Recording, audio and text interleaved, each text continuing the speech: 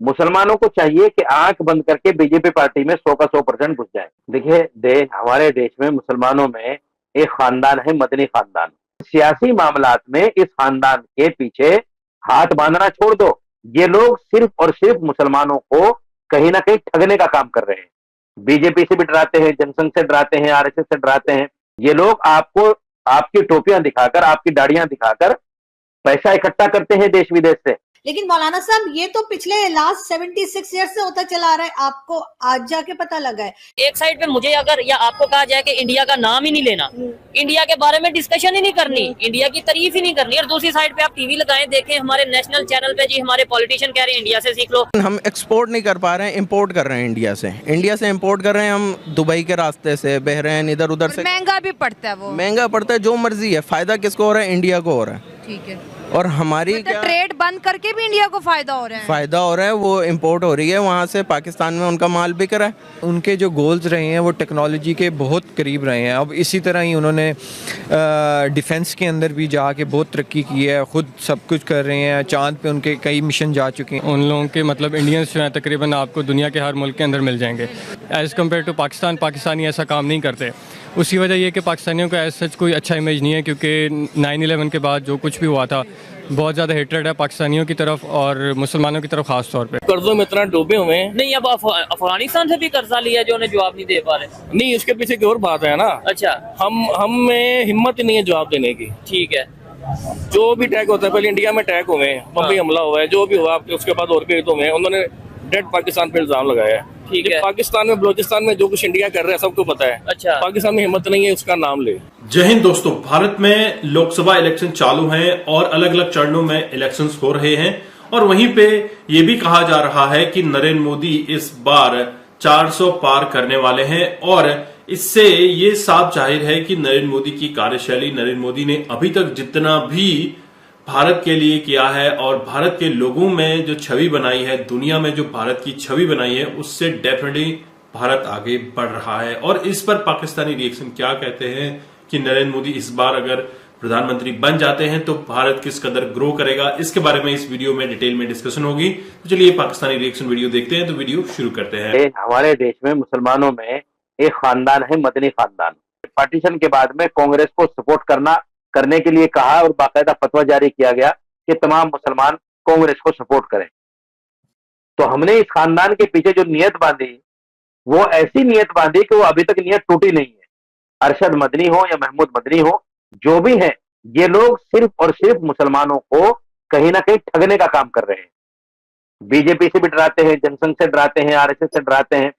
इन तमाम चीजों से ये लोग भी डराने का काम करते हैं, और इनके पीछे आज भी मुसलमान कहीं ना कहीं आंख बंद करके विश्वास करता है। ये लोग आपको आपकी टोपियां दिखाकर, आपकी दाढ़ियां दिखाकर पैसा इकट्ठा करते हैं देश विदेश से। अगर ये चाहते तो मुसलमानों के लिए इंटर कॉलेज या बड़े बड़े जो मेडिकल कॉलेजेस हैं, इस तरह के इंस्टीट्यूशन बना सकते थे, आईआईटी बना सकते थे, आईआईएम बना सकते थे।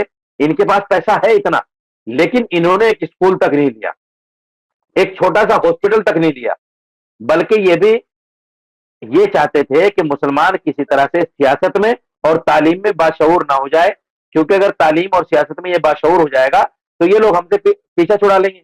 मैंने तो 2014 के बाद भी ये कहा था कि देखो, अगर मुसलमान सारे के सारे, कि मुसलमानों को बीजेपी को एक आम पार्टी समझकर, एक सियासी पार्टी समझकर उसको ताउन करना पड़ेगा। अगर हम उसको ताउन नहीं करेंगे, देखिए जितना हमने बीजेपी को कोसा है, जितना हमने बीजेपी की बुराई की है, इतना ही बीजेपी को फायदा हुआ है। पूरी दुनिया में तकरीबन 57 के करीब इस्लामिक कंट्रीज हैं। क्या इस्लामिक कंट्रीज में यूनिटी है, इत्तेफाक है? नहीं है। उसकी वजह क्या है?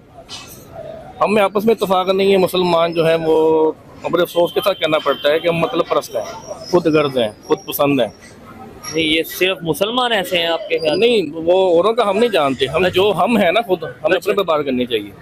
ठीक है, आदमी वो जो मर्जी करे अपने घर में, हमें उससे कोई नहीं है। ठीक है, हमने अपने पे बात करनी। हम क्या है? नहीं, हर आदमी को अपनी सलाह करनी चाहिए। हम मुसलमान है ना, ठीक है, हमें चाहिए हम अपनी सलाह करें। हिंदू जो कर रहे हैं, यहूदी जो कर रहे हैं, ईसाई जो कर रहे हैं, जिसका जो मजहब है वो करे, लेकिन हमें अपना काम करना है। मुसलमानों को अपनी सलाह करनी चाहिए। ठीक है, हमें आपस में इत्तेफाक होना चाहिए। अच्छा अभी मेरे पास 52 में मालिक है, 57 ऑलमोस्ट। चले ऑलमोस्ट। हाँ। हाँ तो हम इत्तेफाक क्यों नहीं है? अब सऊदीया दुबई वगैरह ये तस्लीम कर दे इसराइल को अंदर से, तस्लीम कर चुके हैं। ठीक है, शायद हम भी कर चुके हैं, हमें कंफर्म नहीं है।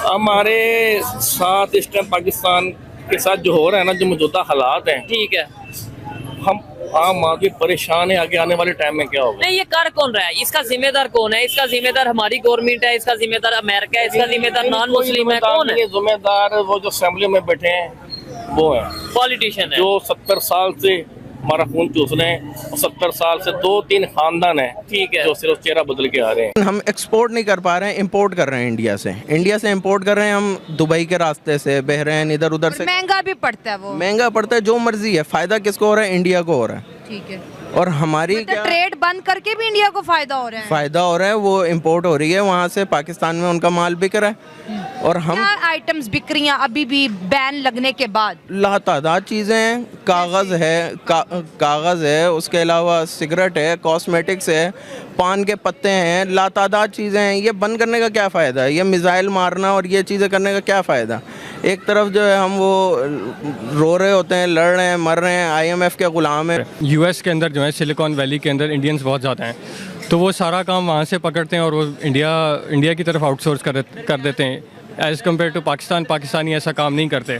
उसकी वजह ये कि पाकिस्तानियों का एज सच कोई अच्छा इमेज नहीं है, क्योंकि 9/11 के बाद जो कुछ भी हुआ था, बहुत ज़्यादा हेट्रेड है पाकिस्तानियों की तरफ और मुसलमानों की तरफ ख़ास तौर पे।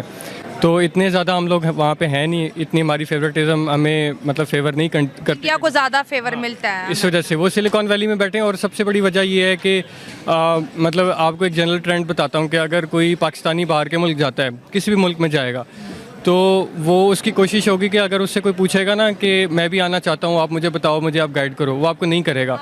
भाई मत आना बहुत मुश्किल है। बिल्कुल, ऐसी मुश्किल तो खैर हर जगह होती है, मगर मैंने एक रिपोर्ट पढ़ी थी कि एक साउथ इंडिया के अंदर से एक बंदा था, वो US के अंदर गया या शायद यूरोप के अंदर गया, और उस बंदे ने मतलब एक एक करके लोग बुलाए अपने गांव से और गांव बुला लिया। तो जब आपकी सोच इस तरीके की होगी तो फिर ऑब्वियस सी बात है, फिर आपका रेवेन्यू भी बढ़ेगा, आपकी प्रेजेंस भी। में यूनिटी है ना, नेशनलिज्म है। तो दोस्तों, आपने ये वीडियो देखी और आपको आइडिया लग गया होगा कि आजकल पाकिस्तान की सिचुएशन क्या है।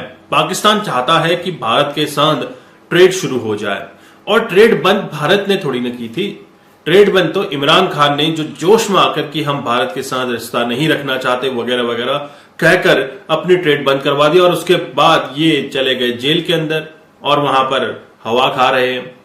और इससे नुकसान किसका है? नुकसान है अवाम का।